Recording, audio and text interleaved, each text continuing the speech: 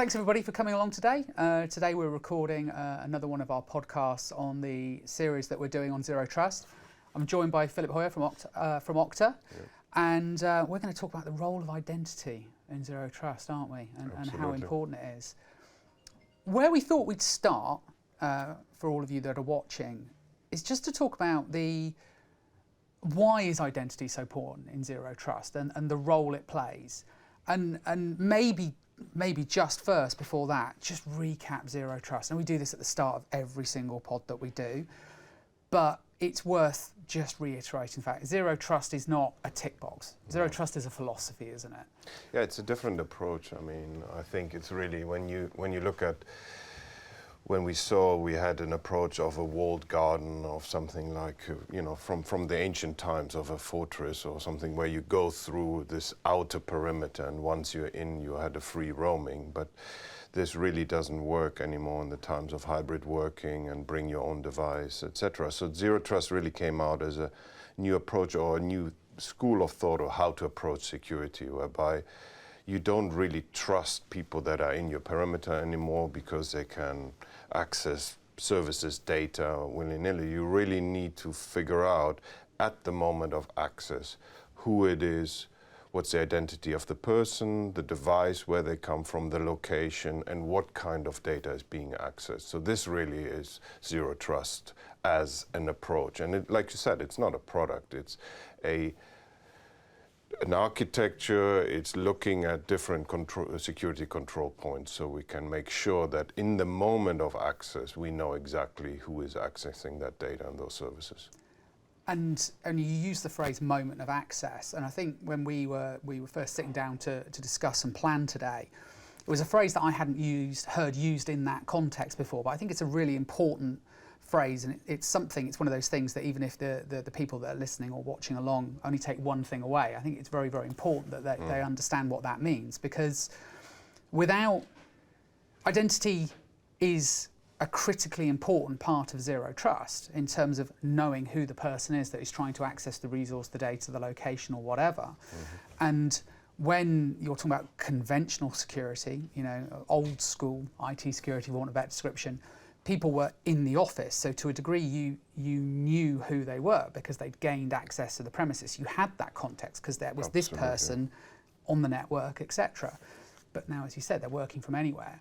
So that moment of access is very important, but it's context, isn't it? Because it's now not traditional security, we've lost the context. We don't know if they're in the office. We don't know which machine. So we have to provide that context in other ways now, don't we? Yeah, I think if you can look at it from different angles. I think there is the context itself of the access. So we're not talking about anymore this capability to say you check one or two factors, the password and maybe even the multi-factor.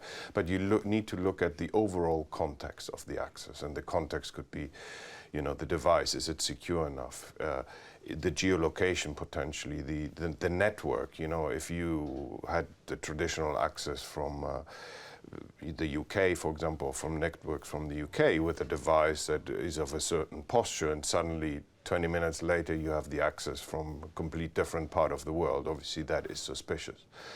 And I think it's important that what we're seeing is that more and more we need to capture the signals of that context, and the signals, the time of access, is it, like we're saying, how good is the device protected? Could it be that, a mobile phone that is jailbroken, maybe have some malware installed or some additional pieces that a malintentioned person might have put there? And on the other hand, remember the first access of people that want to get to the person, the famous phishing attacks, etc. And we hear that from our discussions with customers that the hybrid working has increased that attack surface. And it has increased it not just because we're using different machines, maybe people want to use their own devices at home, or they're connecting to their maybe not so secure Wi-Fi routers or networks, but also because they're so detached from, like you're saying, the pattern or knowing the people in the office. So we see that it's easier to phish, for example, faking to be an IT person because you've never met that IT person. You don't know how he would talk to you, how he would actually maybe message you or instant message you or write you an email.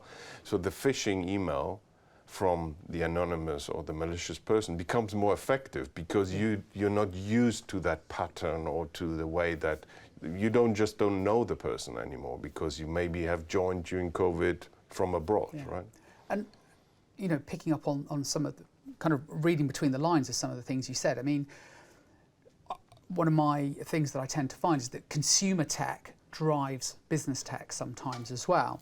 And, you know, you join go and look at any news site or anything like that, IT type news sites, they're full of suggestions of how to use this VPN to watch sport when you're abroad, you know, how to watch the BBC when you're abroad. But what that means is we're encouraging end users to use tools on a day-to-day basis that obfuscate their IP address, make them look like they're coming from a different location.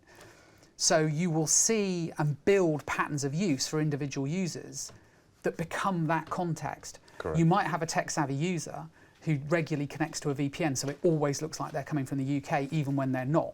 And you see the odd spike of activity where they forget to turn that VPN on, and then they immediately appear back in the UK again. That might be normal for a particular user, but it might be completely abnormal for a different user. That context is so key. Correct, and it's also the context, the continuous of that context. So it's not just the initial access to maybe, you know, one service or your wiki or maybe one application, but then during the normal course of the day, that person might interact with a numerous and more growing number of applications, cloud-based and you know, on-premise. And what we see is that what we want to understand is the movement or if you think about the behavior within that working day session. And it's really interesting if you think about it, that how different people would react if they're not the person, the genuine person. Yes. So for example, we did, in one of my previous jobs, we did an interesting analysis of how people would behave in the physical security world if they find a credential, let's say a badge to go into an office. Yeah? If you find it outside of the office, what would the attacker do? And we see patterns of trying to gain access. So attacker, if he finds a badge outside of your office, will try every outside door. Yeah. If he finds it maybe in the reception or in the inner side, then tries to maybe get into the server room, etc. So we see this lateral movement or these patterns of how the attacker tries to gain access. And that is why Zero Trust is so important, because Zero Trust means not just that he came in, but at the moment of accessing that sensitive data, maybe it's Salesforce because it's financial data, maybe it's other, you know, more sensitive services, that you always need not to trust, because that could be the attacker who just found the badge, so to speak. And to draw that analogy out, you know, if you've picked up somebody's ID card from outside a building, you have a valid set of credentials. Exactly. In the same way as somebody has a username password, even if they've got somebody's mobile phone and their password and their username, so they can respond to a multi-factor challenge. Yeah. It's the same thing. What is critical is the behavioural analysis and the way that gives you it, because as you say, if it's your pass, you'll use the doors you need to get to.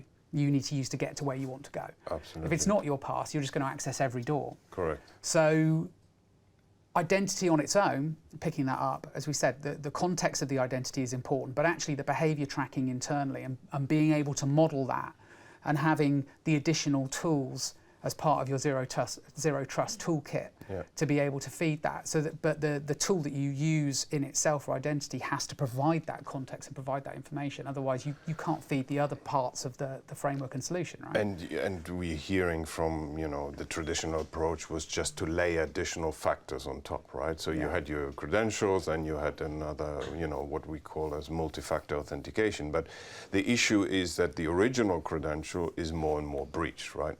Billions of passwords and combinations. And what I found interesting recently was there was a study of a major company in Central Europe, and where do people leak their credentials? And they found that after COVID now, what has happened, people like to travel again and meet, etc. So there's almost not like a gray IT area, but people are using services. You can try in your organization to protect your credentials as much as possible, invest in, technologies and product. But then they found that some of the employees used their domain, username and password with a boutique hotel site that was of a hotel near the office. So, and obviously that boutique hotel or maybe this other service might not have the same protection mechanism. And so in some form, this domain username and password ended up again on the dark web. So it's really important that we understand that it's just not good enough anymore. And people, if in this journey of maturity in zero trust, are putting now this objective or this milestone to try to go to stronger forms of credentials, right? Phishing resistant or stronger form of credentials, And I think, again, you look at, I talked earlier about consumerization. In the latest versions of Android and iOS, Apple-based handsets, we now have full support for hardware keys, for devices that enable you to not use a password and just use hardware keys via NFC or by plugging it in. It's fully supported, it's all part of the framework, which I think is a great step forward. And hopefully it will drive more acceptance within businesses for that level of security and for those tools to be used.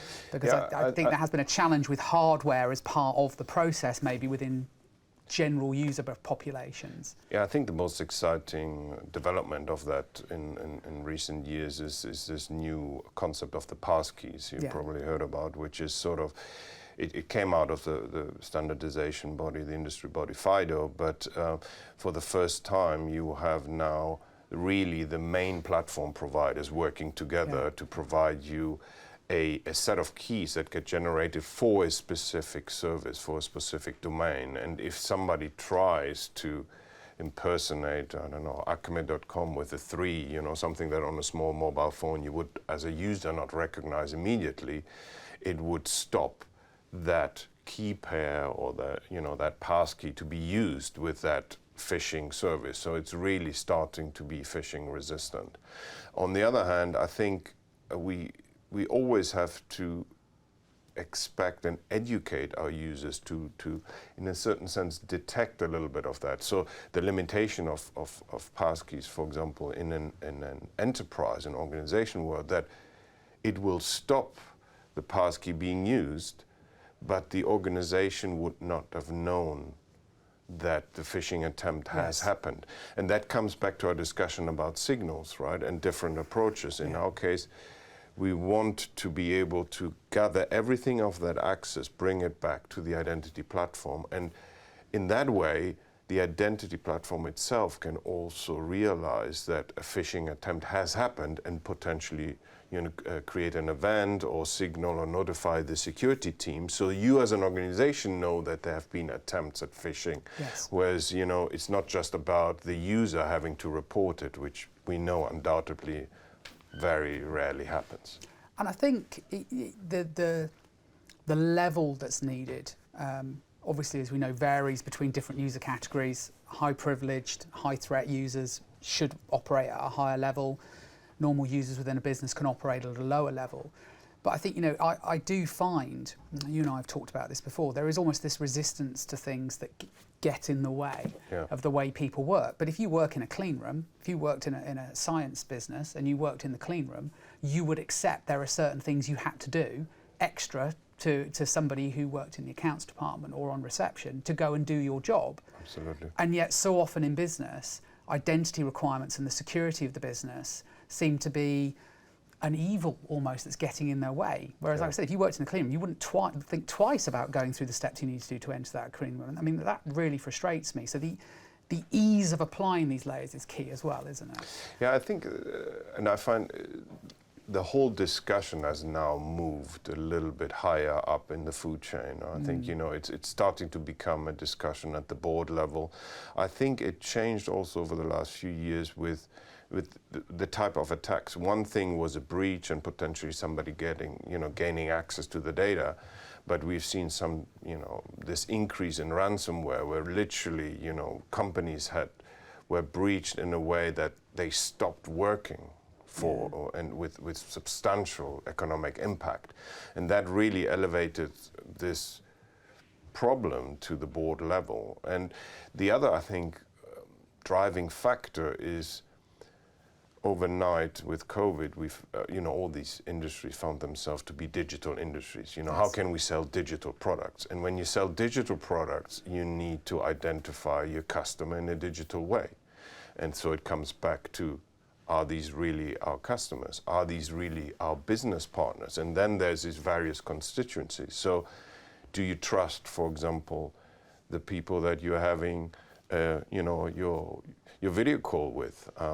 There was a very interesting breach in Binance, one of the crypto exchanges, where it was almost a real-time deep fake of one of their, business development people accepting or talking to new crypto token providers and fake them to accept to send crypto instruments to accounts, to fake accounts. And then the only reason this person discovered that it had happened was that he was getting follow-up video call invites.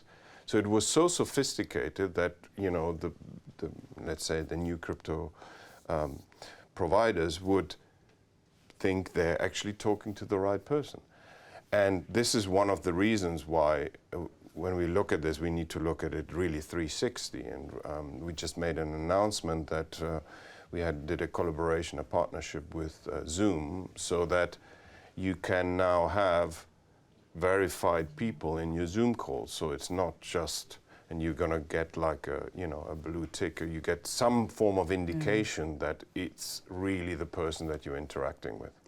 And I think that's where it goes full circle, because post-pandemic, we've changed into where we don't meet people face to face necessarily all the time, particularly if it's international.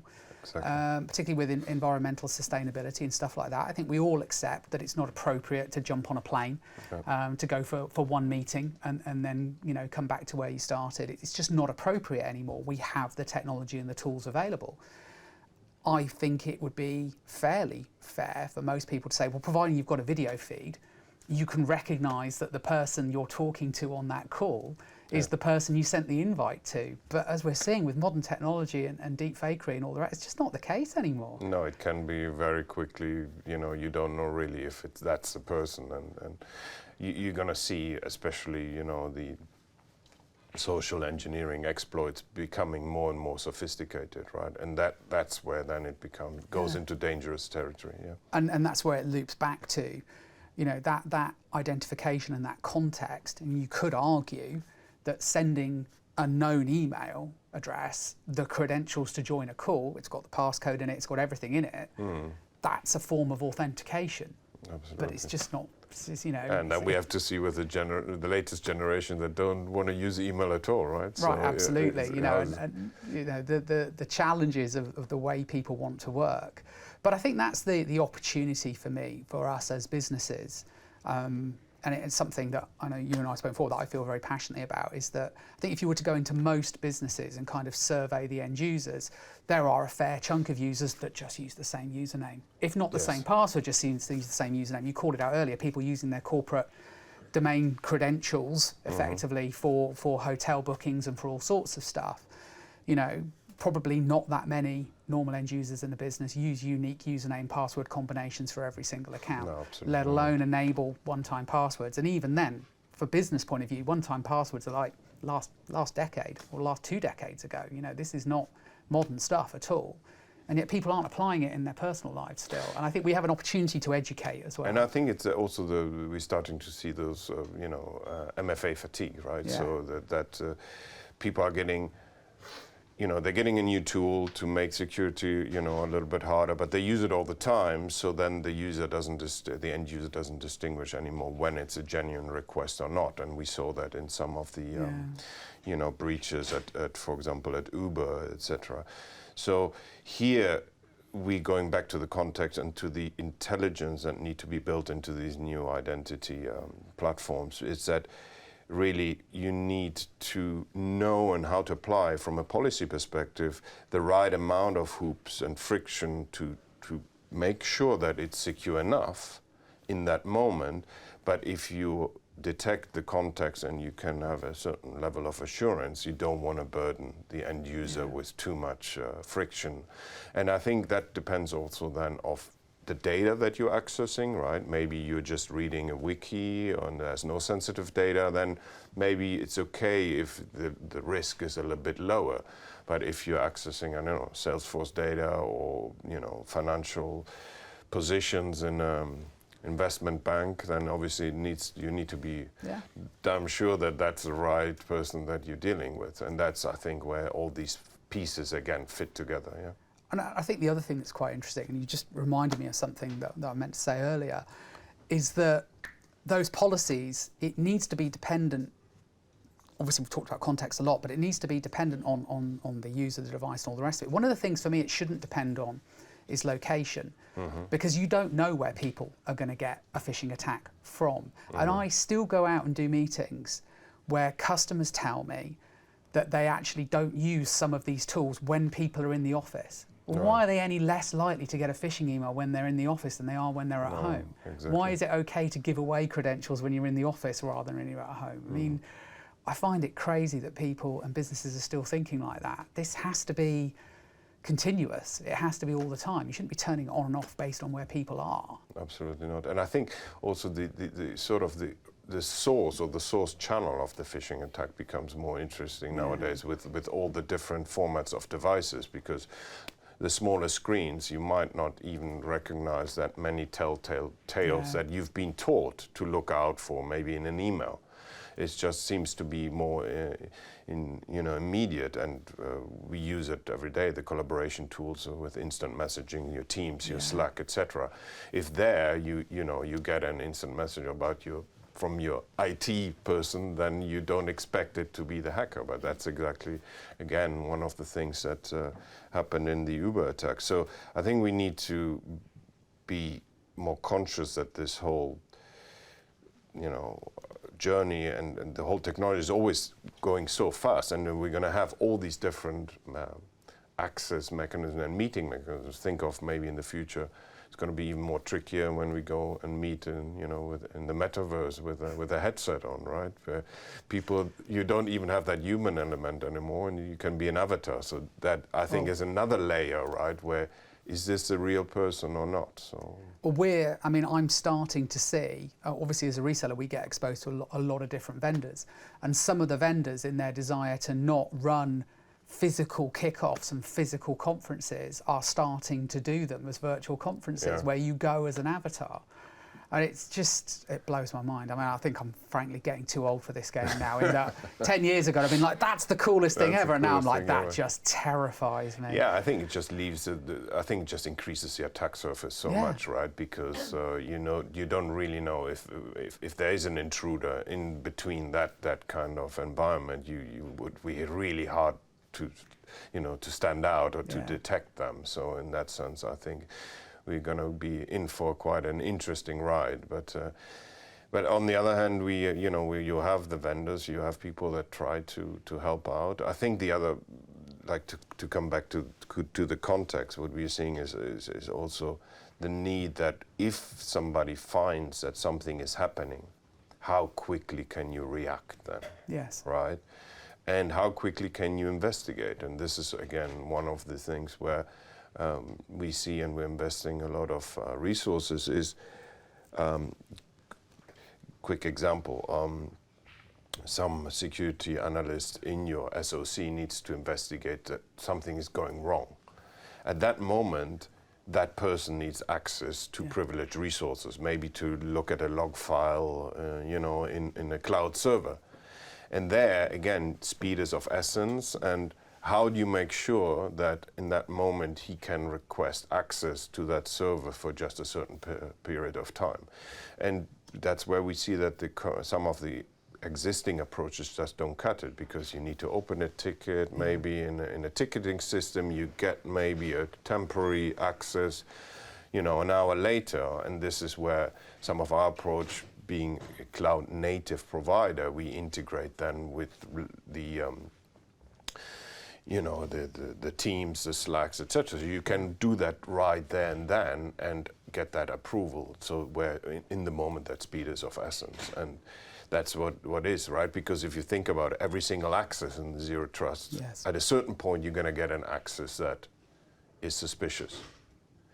And I think those scenarios are also very important, that the maturity of the organizations need to train the people, get the skills of what happens in this new world when something is suspicious or goes wrong. And that is where we also see a complete different maturity between organizations across the globe. And I think that's a really interesting point for us to start to wrap up, because the point around Zero Trust not just being about identity or any one thing, it's a framework, right? So without the identity, but without the investigatory tools that go with the identity, without the tools to link it together and to give you the behavioural analysis, obviously we want as fewer tools as possible and as much functionality as possible, because that also benefits the Zero Trust message.